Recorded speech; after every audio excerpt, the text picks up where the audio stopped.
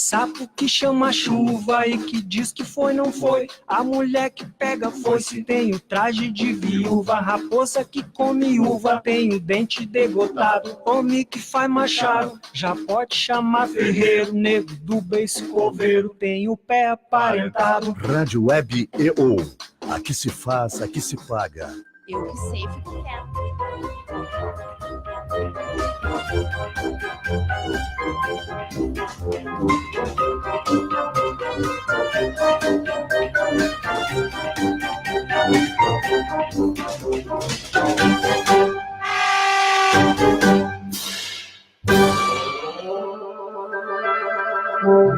Dicas de arrumação. Como arrumar o seu armário? À direita você coloca aquelas roupas que não te servem mais. À esquerda, aquelas roupas que você está esperando emagrecer para usar.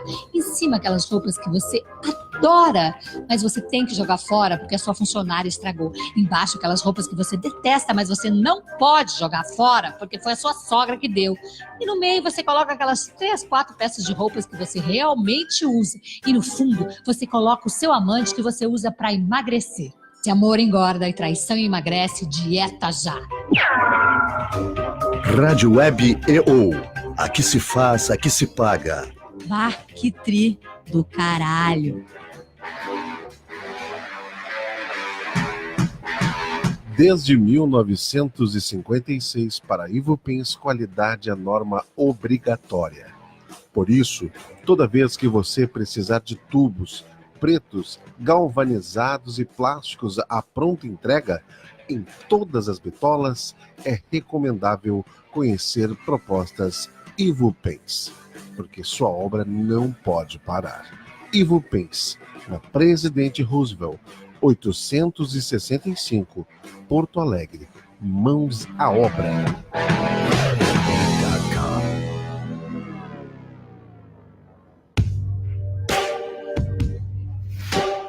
Está lá você tomando sua cervejinha artesanal com a galera, de boa, quando um olhar mais atrevido chega forte até você. Você que ainda não bebeu todas e lembra ter no carro um cheque presente do Mumbai. E pimba, a noite tá valendo.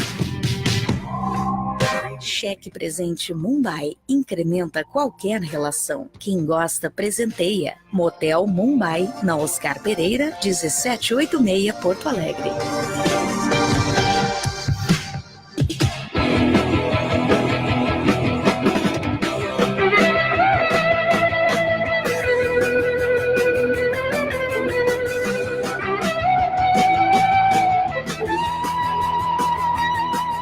Você vai ouvir agora na Rádio Web EO, programa Ubuntu. Sou quem sou porque somos todos nós.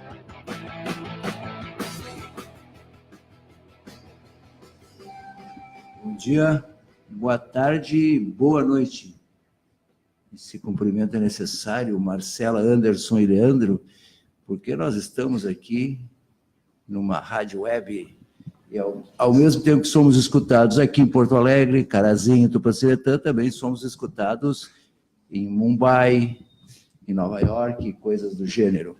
Tá. Marcela César Bertolucci, empreendedora social, criadora do projeto Adoção Tardia. Anderson Lima, sócio do Boteco do Imperial, é isto? Isto. E Leandro Simiovic, ex-analista de sistema, atual empreendedor social. Nós vamos tentar fazer um programa um pouco diferente, já que o titular, o insubstituível Júlio Rita, está terminando de acertar seus probleminhas de saúde. Eu acho que ele no próximo programa já está aqui conosco, né? E o programa está saindo um pouquinho atrasado. Vamos tentar dividir o tempo para a fala de vocês, né? Vamos começar, porque isso aqui é uma rádia. Eu, Leandro e Marcela, é uma rádia, não é um rádio, que é a rádia, é a primeira rádia web do Brasil, mas o Jefferson está judiando de mim, está me dando um microfone que eu tenho que ficar curvado. Pode ficar assim, pode ficar assim. Posso ficar assim? Assim? Assim. Tu cuida o som aí para sair legal. Vamos começar dando um tempo para Marcela César Bertolucci. Bertolucci é assim que se fala, né? É, na verdade, é Bertolucci. Bertolucci. Marcela César Bertolucci, empreendedora social, criadora do projeto Adoção Tardia. Marcela, o tempo inicial vai ser teu para te falar do teu projeto.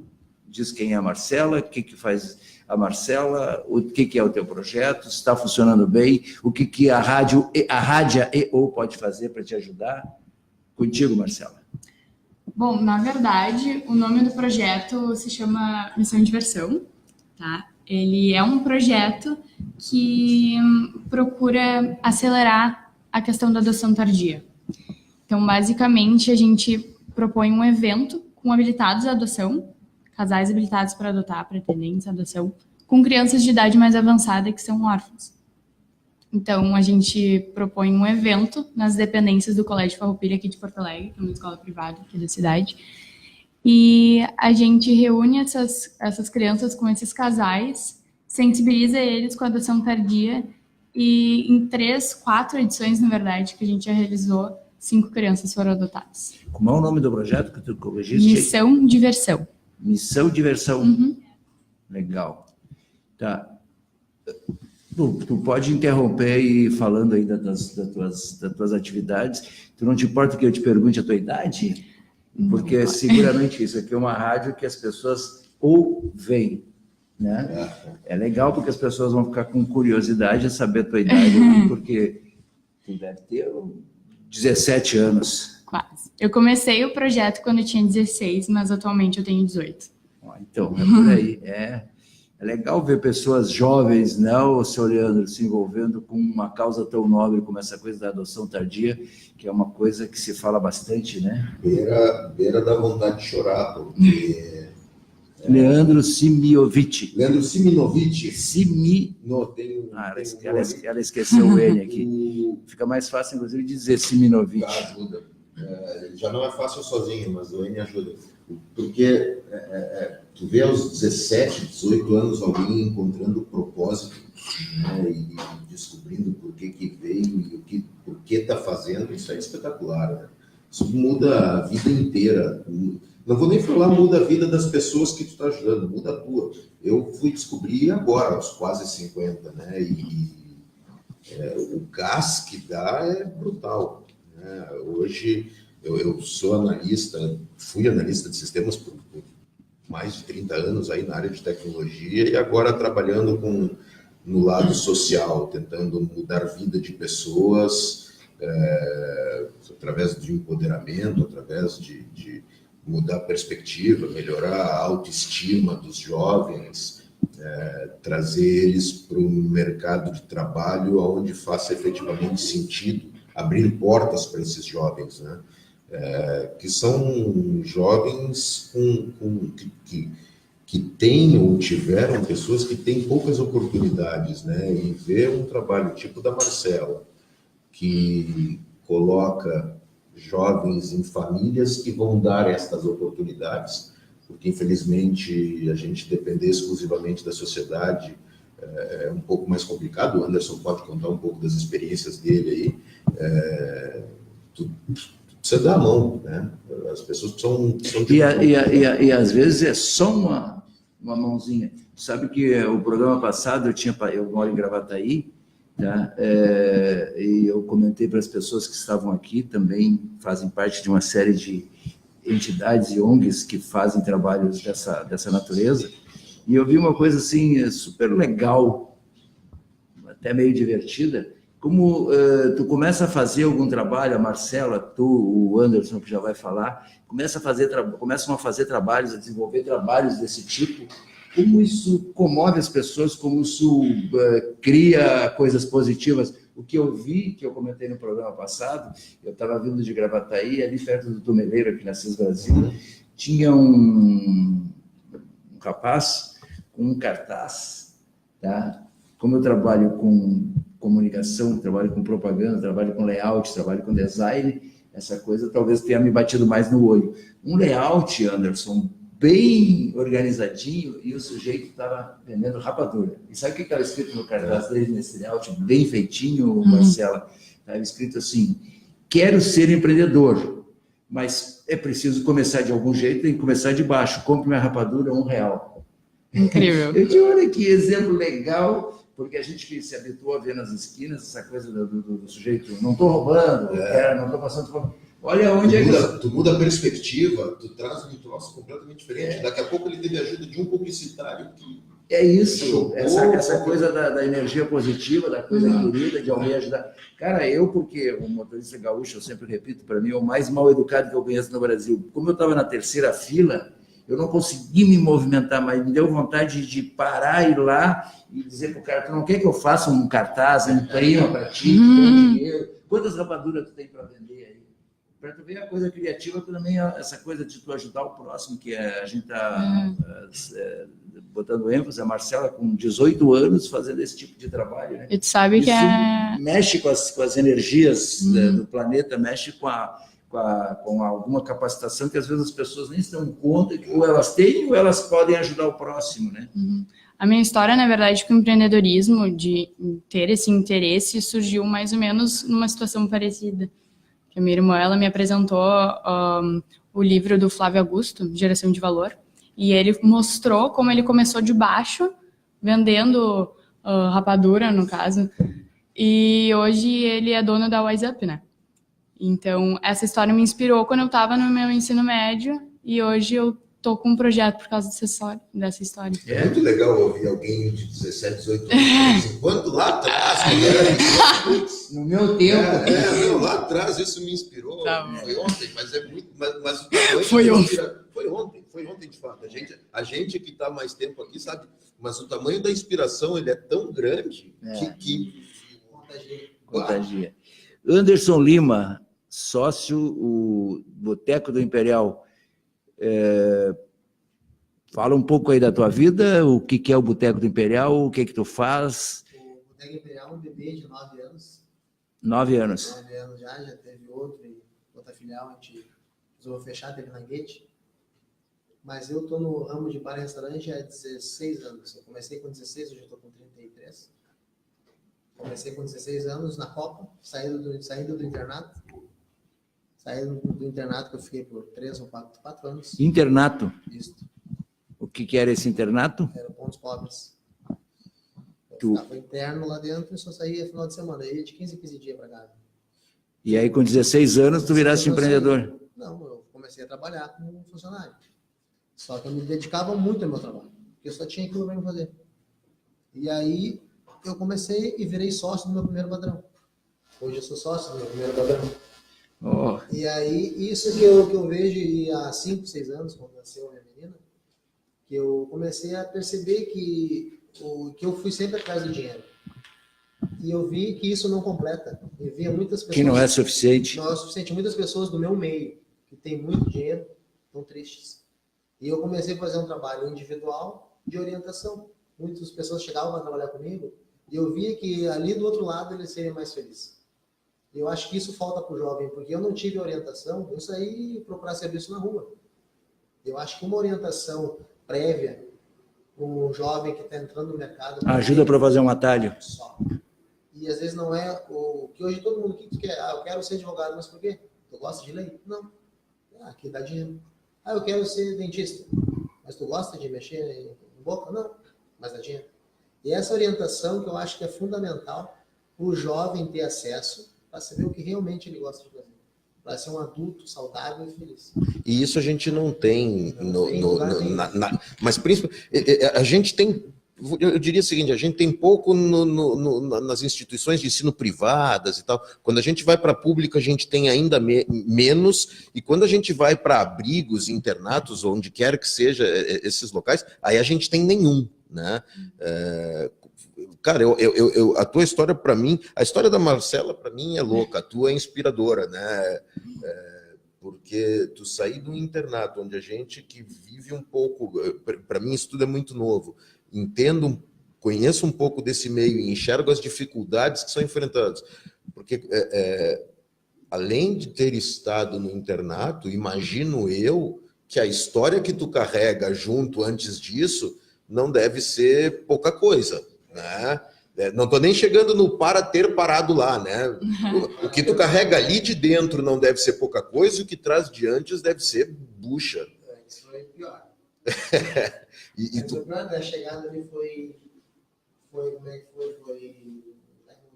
Foi uma maneira de... Foi um tumulto na tua vida? Não, o tumulto estava antes. Não, antes, eu estou falando antes, para tu chegar até o internato. Ali, foi duro porque tu ajeitar o que está torto é complicado. E quando eu saí, eu estava pronto para a vida, porque o que eu aprendi lá dentro era muito rígido. Sim. Quando eu saí, a vida era moleza, porque ninguém tinha passado pelaquela rigidez. Mas tu não ter a mão de alguém, de uma Marcela da vida te estendendo e te puxando, deve ser... Ah, não, facilita, né? Facilita bastante. Aí, quando eu saí, eu fiquei, durante o internato, eu fiquei num regime rígido, que era sim senhor, não senhor, isso aqui, não pode, isso pode. Quando eu saí para a rua, o mercado de trabalho hoje, a maioria é indisciplinada. Aí quando eu cheguei com a disciplina, opa, abriu portas. Pois tu vê, deve ser uma coisa bem legal de ter te ajudado bastante, porque eu ainda não desisti, eu me divirto dizendo que eu sou um microempresário, eu sou um Eireli, né? Sou um microempresário, e a dificuldade que hoje, eu vejo isso há muitíssimo tempo, e eu tenho muito mais tempo de atividade empresarial que o Leandro, por exemplo, né? Porque eu sou da antiga mesmo, tá? A dificuldade que é tu fazer com que as pessoas que entram num lugar para trabalhar compreendam o que significa, por exemplo, ter alguma orientação no sentido de educação empresarial. As pessoas entram dentro de uma empresa ou dentro de um negócio qualquer que nem lhes diz respeito. Engraçado que o comportamento é completamente diferente do que provavelmente elas devem ter em casa. Eu me lembro do telefone convencional, porque já não existe isso hoje nas empresas, né?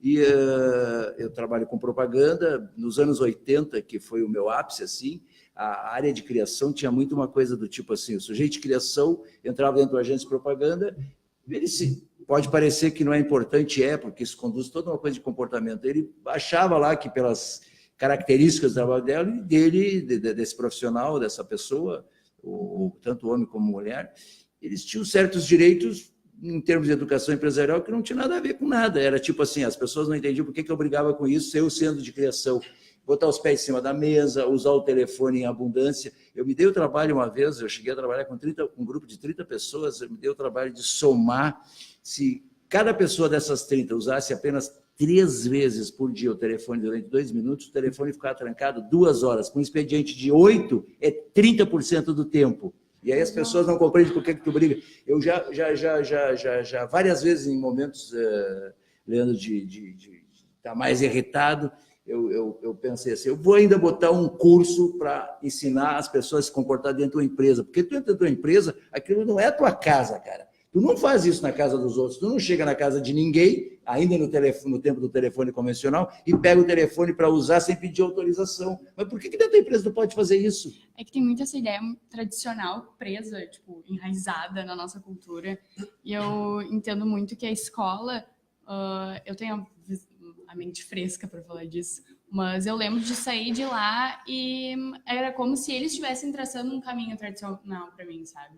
E são poucas oportunidades que a gente tem para pensar diferente. Então, o empreendedorismo é uma opção que não é muito comum nos olhos dos jovens, mas eu acredito que tipo, essa mudança de pensamento está surgindo nas novas gerações. Eu não sei se vocês têm percebido isso. O que eu tenho para falar é assim... Porque tu é uma pessoa bem jovem ainda, não muito mais... 33. 33, tu é tri-jovem ainda. Né? E ter essa percepção de tu deve ter levado uma grande vantagem, ter ido para a rua já com essa coisa assim. Foco, é assim que se trabalha, é assim que se faz, respeito aos outros ambientes. O meu estímulo foi simplesmente, eu preciso beber. E isso me motivava. Só que hoje as pessoas, eles não... Mas, tipo, o meu estímulo é esse. E eu me incomodei muito, durante muito tempo, que as pessoas não tinham esse estímulo. E que nos falou, eles mexem no celular 20 vezes por dia.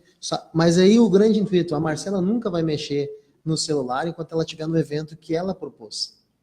O outro rapaz... Então, isso é a vocação. O cara que faz o que gosta, ele nem quer saber do celular, ele quebra o celular e entra. Por que eu trabalho no meio que ninguém está afim de estar lá? Esse é o trabalho que tem que ser feito na raiz, para o jovem entrar no mercado onde ele gosta, que o celular vai ser banal. Onde tu faz o que tu não gosta, se torna... Porque o celular nada mais é de uma fuga de onde tu está. O celular, ele realmente é uma ferramenta atual uma qual a gente não pode desprezar e tem que dar o seu devido valor. Só que assim... Como ferramenta. Como ferramenta. Eu me divirto porque as pessoas que são muito fissuradas na coisa de celular, elas te dizem, costumam te responder, não, eu faço 3 coisas ao mesmo tempo. Não faz, cara. Não faz, engraçado porque a gente sente necessidade de responder as pessoas na hora, né? E não precisa. Não, eu já me diverti dizendo assim, mas o que tinha de assunto represado na humanidade, que hoje está tudo conectado ali, não faz 3 coisas ao mesmo tempo. Tu vai fazer 3, 2 tu vai fazer mal, tu vai fazer uma bem. Tu tá falando com alguém e tá fazendo outra, não tá fazendo. Não está fazendo. A Marcela colocou um negócio que eu acho muito bacana, que é a questão do jovem que está vindo, né? Cara, vocês não estão vendo, a mãe dela está sentadinha ali atrás e eu dou um parabéns muito forte por essa menina que está aqui na frente, que eu tenho certeza que não foi...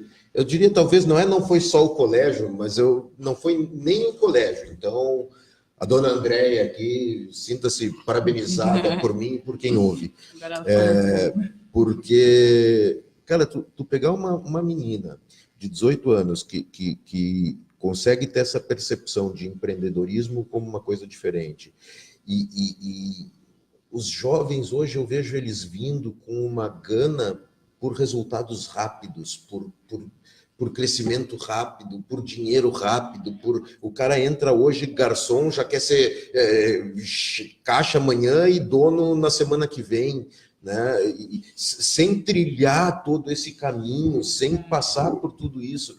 Cara, e tem muito chão aí no meio dessa história toda. E tu tem, vamos lá, uma centena de colegas que não tem nem noção do que vão fazer de faculdade, que dirá de vida, né? Porque a gente não está falando aqui de um trabalho, a gente está falando aqui de um propósito de vida, né? O que tu vai trabalhar? Bom, vou fazer administração, tu pode fazer o que tu quiser. Não é isso, nós estamos falando de outra história, de movimentar mundo, né? E eu acho isso, cara, isso é muito legal, de tu conseguir, de ver uma menina olhando e dizendo, pô, os jovens hoje estão vindo como quer que estejam. Cara, é fora padrão, né? Fala, Marcelo. Não, é que eu acho que a gente nasceu muito num meio que é muito imediatista. A gente tem tudo na hora que a gente quer, informação, contato com pessoas. Então, essa vontade de crescer, subir depressa, eu não posso, dizer que não está na minha essência, porque eu também tenho esse sentimento. Mas a gente aprende, a lidar que tudo tem seu tempo. E eu acho que tu sabe fazer simplificando, tu sabe fazer uma boa gestão do teu tempo, porque tu faz as outras coisas que alguém com 18 anos quer fazer, naturalmente, estuda, etc, etc, e também tu acha um pedaço do teu tempo para te dedicar a essa tarefa tão nobre. O Anderson tem mais coisas para falar, mas só fala um pouquinho aqui, Leandro, a tua atividade como empreendedor social. Tão difícil, porque, na verdade, ela tem mudado o tempo inteiro. Eu comecei querendo orientar jovens para o mercado de trabalho, ensinando exatamente o que tu comentou, a questão da educação comportamental, né? Porque quando a gente fala de pessoas que estão entrando numa agência e não sabem... Tu sabes o que eu gosto de perguntar quando eu entrevisto alguém para trabalhar comigo? Eu digo assim, tu sabes o que é um CNPJ? Eu vou te dizer que 0 sabe. Cara, não, zero. Tu pegas o seguinte... parece uma bobagem. O cara entra numa agência hoje achando que está em casa. Quando a gente pega pessoas de comunidade, ele não sabe nem o que é educação de estar em casa, porque em casa ele não... o Anderson ri porque sabe do que eu estou falando, mas em casa tem uma história de uma educadora social que viu um menino cuspindo no chão e perguntou... Pô, cuspindo no chão, tu faz isso em casa? Ele olhou e disse, sim, faço. Né? Porque sim, faz. Não é por falta de respeito, é por falta de educação no sentido cru da palavra. Então, eu entro com a ideia inicial de trazer uma educação comportamental para eles entrarem no mercado de trabalho. A partir daí, cara, a empresa ensina o negócio e eu ensino a se comportar. Num grosso modo. Só que quando começa a olhar isso, quando eu começo a ver isso um pouco mais de perto e entender que não é só a criança, né, não é só o jovem, tem o pai que desconstrói o que tu constrói, e às vezes não é o pai, é a avó, e a carga que carrega, toda a questão de o abuso, a violência, é o histórico familiar, se amplifica o que eu entrei para fazer, a ponto de se tu me pergunta assim, o que tu quer fazer hoje? Cara, eu não sei te dizer qual é o tamanho da amplitude do que eu vou atingir, né? Mas eu quero trabalhar com todo o conjunto familiar para trazer uma base emocional. Tem um cara em São Paulo chamado Edu Lira, Gerando Falcões, o nome da ONG dele, quem estiver ouvindo aí procura, é fantástico, que ele fala em musculatura da alma. E é um pouco disso que a gente quer criar, né? Trazer musculatura da alma para essas pessoas, para que elas possam se empoderar e seguir em frente, né? Histórias como essa, histórias como a que tu está criando, né? Anderson, fala mais um pouco então aí da tua atividade. Tu saiu do... Não, continuando no empoderamento que ele falou, eu acho que é muito importante, mas não para como se comportar no ambiente, mas a busca que hoje o fator de busca de mercado de trabalho é externo. O que é legal, o que é a tendência? Eu acho que tem que ser interno. Se descobrir, saber o que gosta de fazer e aí ir para o mercado. Quer ser comunicador? É isso que tá. E a busca do Leandro é exatamente descobrir a essência de cada um. Quando descobrir a tua essência, o mercado fica fácil. Entendeu? E eu descobri que eu gosto de bar, dou muito valor, e eu comecei a ir estou estudando economia, agora faz mais 2 anos eu me formo, e eu tenho um projeto de fazer um planejamento financeiro até um salário mínimo, para quem ganha um salário mínimo, que é muito difícil. E hoje a grande dificuldade também que eu vejo dos meus funcionários, o que é? É se manter com o que ganha. Não importa quanto ganha. Não existe uma educação, uma gestão financeira de ninguém. Tem gente que ganha 10 mil, gasta 10 mil. Se ganha 15 mil... Não, tem gente que ganha 10 mil e gasta 15 gasta mil. 15 mil. Então, uma gestão financeira para quem ganha menos de... Baixa renda. Para baixa renda é fundamental. Para ele ter como usar o que ele ganha. E eu aprendi isso, na verdade, no meio da minha trajetória. Eu não posso gastar mais do que eu ganho. Tu tem uma ideia bem legal, bem parecida. Também teve aqui um outro programa.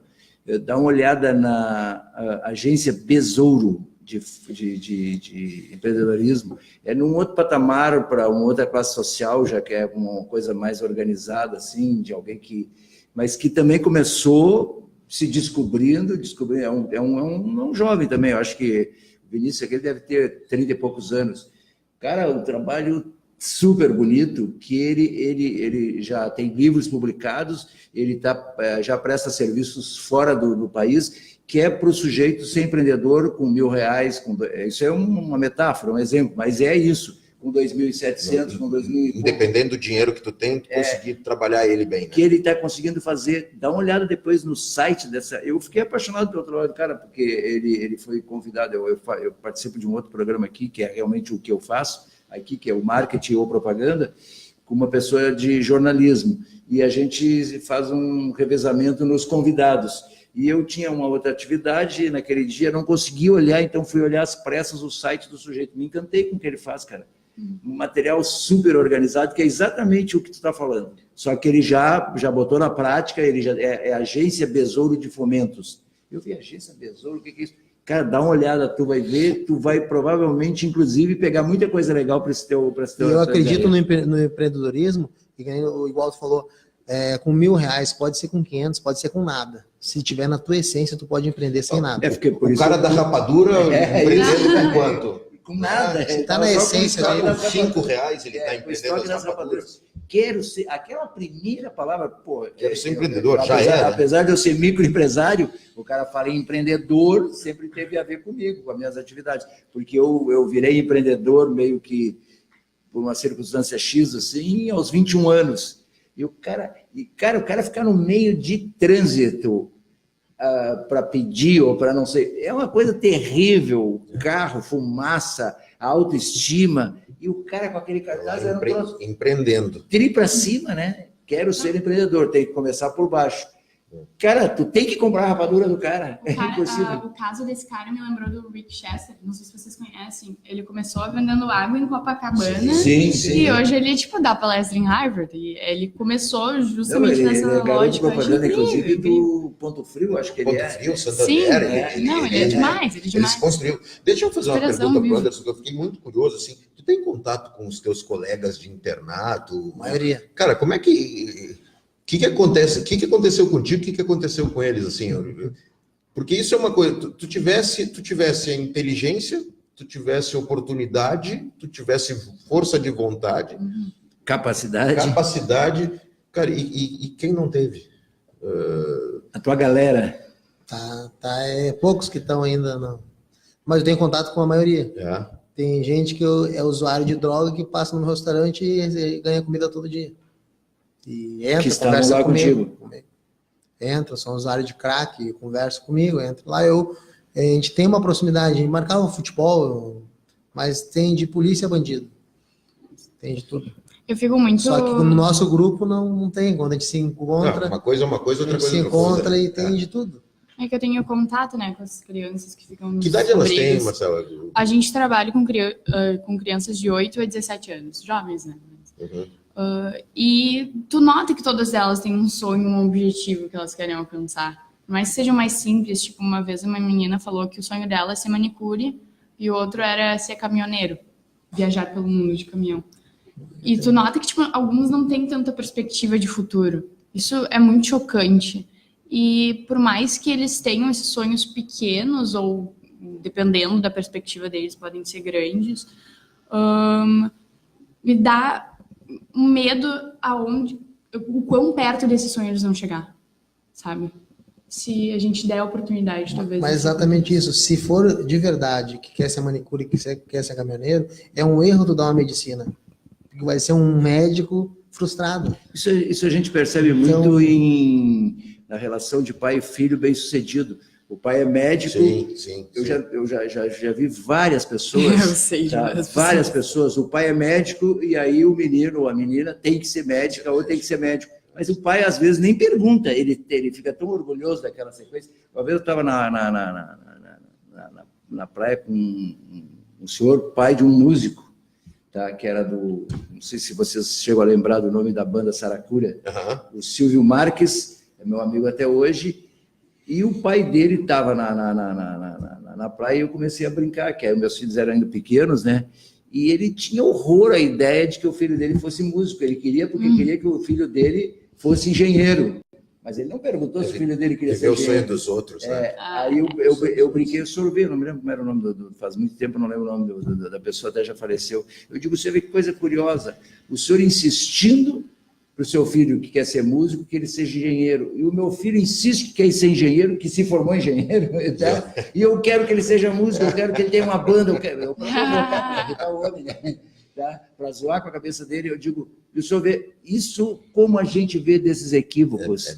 E o pai, ele orgulhoso, tal, que, meu filho, mas é a profusão, que é isso que tu estava falando, Anderson, de saber o que tu quer, porque às vezes o que tu quer não é necessariamente uma coisa que vai te enriquecer na vida. Vai te deixar feliz. É aquela coisa de ser feliz. Mas o que me quebra o coração é, ver que os jovens que estão agora, atualmente no ensino médio, estão estudando para medicina e engenharia, mas não conhecem as outras opções porque elas não se conhecem.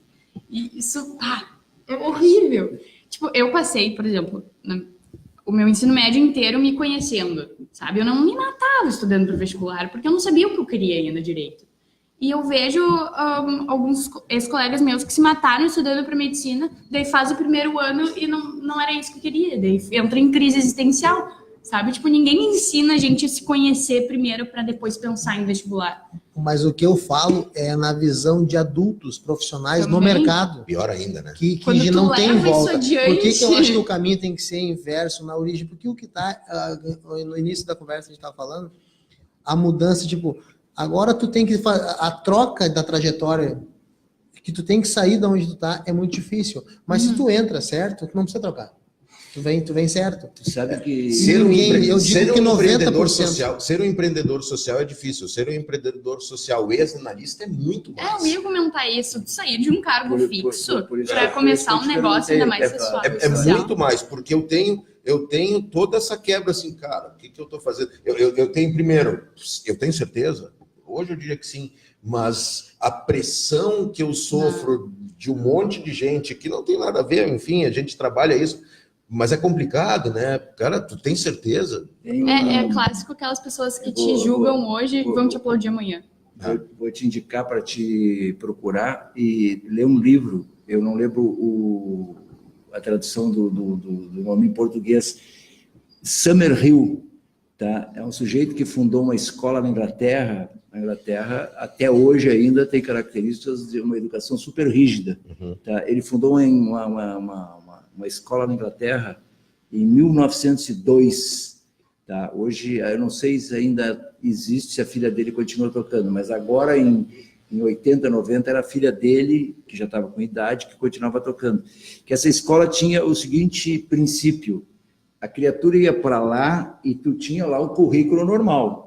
Então, tu oferecia para a criança ali o ensino da língua, das ciências, da matemática, etc, etc. Mas se a criança não quisesse aquilo, ela tinha todo o direito de ficar lá sem fazer nada. Então, o livro dele, Summerhill, tá? Inclusive, eu peguei esse livro, eu tomei ele com muita coisa assim, para ensinar meus filhos. Tá? O sujeito entrava lá e não queria aprender matemática de jeito nenhum. Entrou com 8 anos, não queria aprender matemática de jeito nenhum. Ele não era obrigado a estudar matemática. Tá? Aí, aos 18 anos, ele virava um gênio da matemática. Ele só ia estudar matemática quando ele descobrisse a matemática, quando ele gostasse da matemática e soubesse, é isso que eu quero. Summerhill, tenta descobrir esse livro. Ele é fácil, é só olhar e tu vai achar a tradução do nome. É a história dessa escola que depois se multiplicou e abriram escolas assemelhadas no Japão, na Escócia, coisa assim, na Inglaterra, em 1900 e pouco. Elas são instituições que fogem do padrão. Que é difícil, isso que a gente está falando é uma coisa próxima do ideal, é quase uma utopia, mas a educação já está estabelecida, a educação em si, a convencional, a acadêmica, está estabelecida de tal modo que tu com 18 anos, tu tem que ficar preocupada com que vestibular tu vai fazer, a menos que tu tenha um insight diferenciado, que a tua família perceba, opa, para aí um pouquinho, temos algo aqui. Essa guria tem outra viagem, porque a educação já te leva para isso, tu faz o primeiro grau, o segundo grau, depois tu tem que fazer o vestibular e tal, e tu é encaminhado para uma profissão que às vezes tu não tem nada a ver com aquilo, principalmente influenciado pela família, principalmente quando o chefe da família, a cabeça da família, é bem sucedido em alguma atividade. Mas o que a gente está falando é de formação pessoal. Sim. Mas a formação acadêmica, ela cai bem em matemática para um psicólogo, para um das ciências sociais, porque desenvolve o teu raciocínio, porque tu for para áreas humanas, tu vai ter que ter um desenvolvimento de raciocínio para entender aquela área que a matemática te proporciona. Mas de uma maneira que te faça sentido, não menor. dentro da obrigatoriedade, da forma como é. Deixa eu fazer uma pergunta para Marcela, assim, porque, cara, para mim, essa parte de adoção tardia desse projeto eu acho tão legal.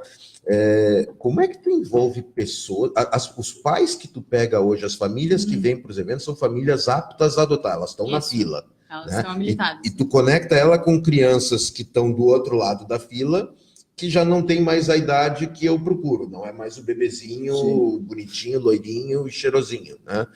Como é que funciona essas conexões e tu tendo contato com essas famílias, como é que é esse retorno? Porque assim, eu imagino, eu não tenho filho adotado, mas imagino que o amor seja similar, né? E aí? Tá, vamos por partes. A gente consegue o contato dos habilitados através dos assistentes sociais, a parte toda burocrática lá que o juizado tem, e a gente apresenta o projeto para eles como uma oportunidade de enxergar a adoção de uma forma diferente.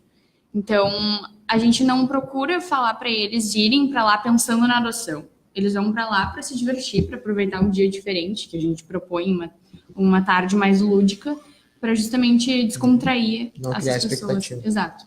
Então, por isso que o nome do evento é Missão Diversão, a gente não quer trazer a conotação melancólica que tem da questão da adoção. E de lá, com o contato, eles se sensibilizam com as crianças e tipo, eles percebem que a criança mais velha não é... por ela ter uma bagagem, não significa que seja mais difícil de cuidar, tipo, ou que tu não vai conseguir se conectar tanto com ela, sabe? É tudo questão de perspectiva, eu diria. Porque a maioria dos casais que querem adotar são 45,9 mil pretendentes à adoção no Brasil e 9 mil crianças, tá? Matematicamente não faz sentido. Só que por causa do perfil que eles querem, esses números não batem. Então, eles querem de 0 a 4 anos. Só que esse desejo de adotar uma criança mais nova é porque eles não têm o contato com as crianças mais velhas, eles não sabem como é que é adotar uma criança mais velha. E também, tipo, tem várias variáveis, assim, que comprometem o contato com eles, sabe? Então, eles geralmente querem adotar para satisfazer um desejo pessoal. Só que isso é uma visão completamente errada do que seria adoção, sabe? Então, tem um monte de questão envolvida a respeito disso, mas eu não sei se eu respondi. Sim, respondeu. E as famílias felizes. Sim. E as crianças já. Isso eu acho que é Tem um movimento disso que eu estava falando, tem aquela coisa do pressuposto, eu vou adotar, eu já vou ficar meio com o pé atrás se tem 7, 8 anos, porque aquilo que tu falou, já tem uma bagagem, isso aí vai ser incomodação, porque tu acha que tu vai administrar uma criança melhor se ela ainda... Sim. Recém apareceu para o planeta, né? Lembrei, sempre querendo estudar os assuntos, lembrei antes, o nome do livro em português é Liberdade Sem Medo. Eu acho que vale a pena dar uma olhada nesse livro, que de repente vai ter a ver alguma coisa lá com como tu veio para o mundo dos negócios, que é aquela coisa da disciplina que tu tinha, e a coisa que a disciplina... Tu tem que orientar uma criatura que não sabe nada para ela perceber como é que as coisas são, mas tem muito a ver com a disponibilidade interior de cada pessoa para adotar aquilo. Esse livro é muito interessante nesse aspecto. E tenho uma pergunta para ti, Anderson. Eu queria saber se essa orientação que tu faz, que vocês fazem, ela é direcionada para um público geral ou é mais... Eu, na verdade, eu sou o chato que orienta todo mundo. Uhum. Eu falo com todo mundo e oriento. Mas as pessoas que chegam a trabalhar para mim, eu digo, ó, aqui funciona assim, assim, e eu vejo às vezes que não é aquilo ali para ela. Mas ela ela nunca se perguntou. O que eu pergunto para ela nunca se perguntou na vida. Pessoas chegam tristes para trabalhar.